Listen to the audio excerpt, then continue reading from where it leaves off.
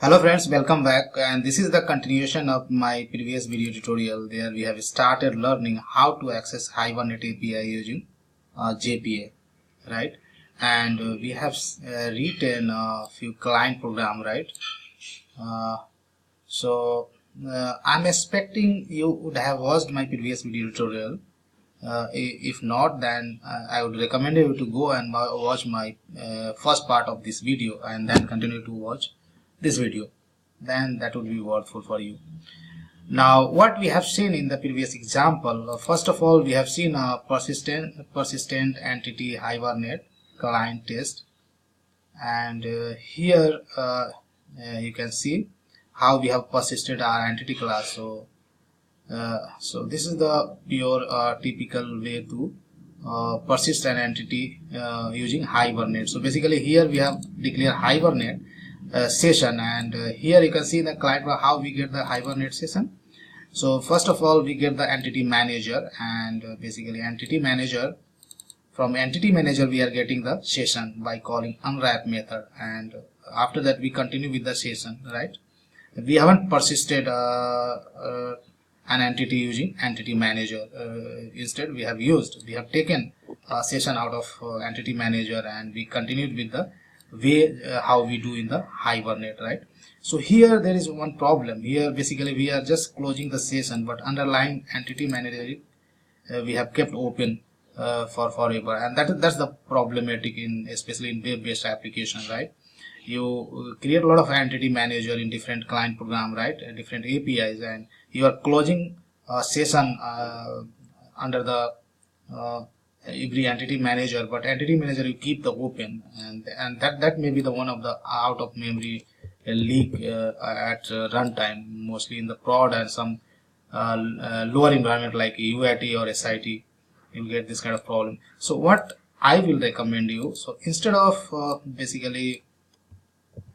instead of closing session, you should close the entity manager itself, so that underlying session will be closed automatically, right? So here entity manager I have declared outside of the try block, and here in finally block, instead of closing the session, we can close the entity manager, right? So this is the one of the refactoring I wanted to do in this video tutorial, what we have learned in the previous video tutorial. Okay, now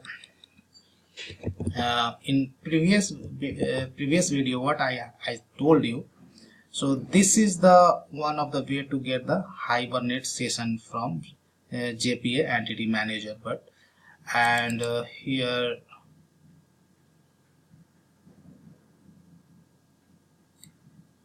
you can see what we had learned in the persistent entity using JPA client test, right? And here basically and this is the pure JPA way to persist entity in Hibernate. So here let's do have some class name is called persistent entity using JPA client test. So this is the pure JPA way to work, right? Sometimes if you want you have an entity manager, and from entity manager if you want to get the session, and that's the way to do this, right? Now third approach what I'm going to show you, and we had written this client program as well, and there we have I have shown you how we can make use of a session implementer. So here session implementer basically internally opens a session for you, right? And from session implementer you can read data from the database, or you can perform any kind of CRUD operation. So here you can see we have read data from the database using session implementer, but sometimes if you want to do some modification on the database side, then you require a transaction. So if you look into the session implementer, then you can have a get transaction similar to the session, and here you can begin the transaction as well, and similarly you can commit the transaction. But here just we are reading from the database, so we don't need to begin the transaction, right? As I said, if you want to read data from the database, then only you require a session, right? So now I'm going to write a fourth client program, and there I'm going to show you next method through which we can get the session factory object, right? So I would say read entity in Hibernate using JPA client test, something like this, right? And here I'm going to show you a third approach to get how from JPA we can use Hibernate API to read data from the database. So here what I will do, so again I'm going to use a session itself which belongs to the Hibernate arg.hibernate, right? So session, let's make an import. That import happens to arg.hibernate, and here what I'll do, we have an entity manager, right? Entity manager, and I would say get entity manager factory. Entity manager factory. Again, you can call the unwrap method, right? Unwrap, and here you will have to pass session factory dot class.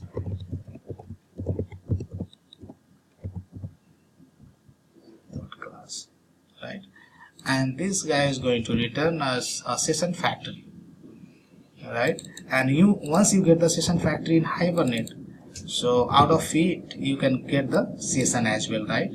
So, and these things already we have learned in the previous video tutorial. So session factory is having a method is called open session. You can get a single session out of it, and you can assign to this variable which is declared outside of try block. And here once you get the session, then session is having a get method which takes class and identifier as an argument, and here we can close the session as well. That's what we have declared outside of the try block, and that's it, and we are done. Now if I run it, and let's see we are able to read data from the database or not.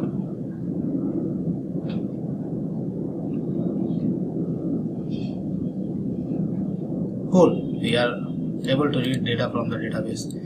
So that's all I wanted to cover in these two videos. So some of the parts I have covered in the previous video tutorial. If you didn't watch that video, then I will request you to go and watch.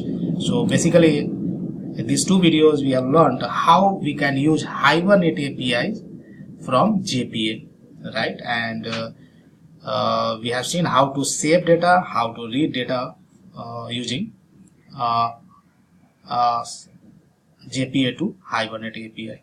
So that's all I wanted to cover in this video tutorial, guys. So I hope you would have liked this video. If yes, then please hit on the like button and subscribe my YouTube channel.